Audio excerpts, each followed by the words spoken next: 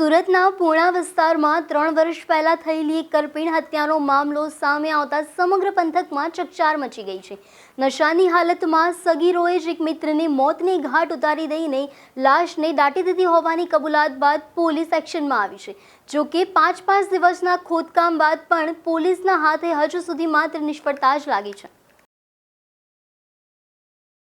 સુરતનું પૂના અત્યારે એક રહસ્યમય કબર શોધવાનું કેન્દ્ર બન્યું છે।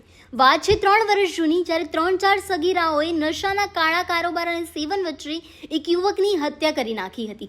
ગુનાને છુપાવવા માટે લાશને જમીનમાં ઊંડે સુધી દાટી દેવામાં આવી હતી। આ પાપનું રહસ્ય ત્યાં સુધી જ દબાયેલું રહ્યું હતું જ્યાં સુધી આ ઘટનાના એક સાક્ષીએ મૃતકના ભાઈને સત્ય ના જણાવ્યું હતું। મૃતકના ભાઈએ આ ચોંકાવનારી વિગત પૂના પોલીસને આપતા જ પોલીસનો કાફલો ઘટના સ્થળે દોડી ગયો હતો। છેલ્લા 5 દિવસથી પૂના વિસ્તારમાં सतत सर्च ऑपरेशन चल रही है।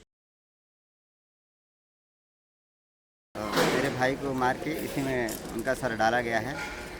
तो अभी पुलिस अपने काम में लगी है, कोशिश पूरी तरह कर रही है। देखिए इसमें साथ सर मिल जाए तो यही उम्मीद है उनसे।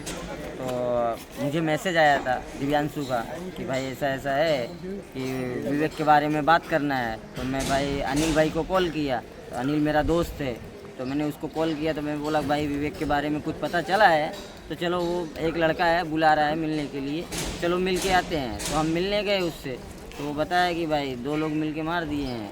अब वो पता नहीं क्या सच बता रहा है कि नहीं बता रहे, वो क्लियर नहीं पता है, बट वो बोला कि 2 लोग मिल के मार दिए हैं। तो मैं डायरेक्ट दीपक भाई को कॉल किया। दीपक भाई मेरे पहचान के हैं, तो मैं कॉल किया भाई ऐसा ऐसा है।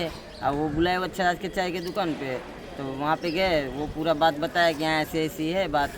जो हमको बताया था वो दीपक भाई को बताया। तो दीपक भाई ने पुलिस स्टेशन लेके गए, पूना पुलिस स्टेशन। तो पूना पुलिस स्टेशन अपने पूना पुलिस वाले भाई काम कर रहे हैं। मैंने पूना पुलिस स्टेशन का संपर्क किया और पूना पुलिस स्टेशन जाने के बाद मुझे पूना पुलिस स्टेशन का पूरा सहयोग मिला। उन्होंने उसी दिन से जो 2 आरोपी थे दूसरे, मोनू झा और कुंदन झा, उन दोनों को लेके आए, इंक्वायरी किया। इंक्वायरी के बाद पता चला कि 22 मई को जब वो चला गया था तो उसी रात को 2-2:30 बजे उसको अंदर में झगड़ा हुआ, नशे वशे में हुआ होगा, उसको मार के। પરંતુ સૌથી મોટો સવાલ એ છે કે જો લાશ અહીં દાટવામાં આવી હતી તો તે ક્યાં ગઈ? 3 વર્ષમાં જમીનનું સ્તર બદલાયું છે કે પછી આરોપીઓ સ્થળ વિશે ખોટી માહિતી આપી રહ્યા છે? પોલીસ અત્યારે વૈજ્ઞાનિક પદ્ધતિઓ અને આરોપીઓની કડક પૂછપરછ દ્વારા લાશના અવશેષો સુધી પહોંચવા મથી રહી છે। ખોદકામ ચાલી રહ્યું છે, તે છતાં પણ હજી પોલીસને કોઈ મૃતદેહ મળ્યો નથી કે કોઈ અવશેષો મળ્યા નથી।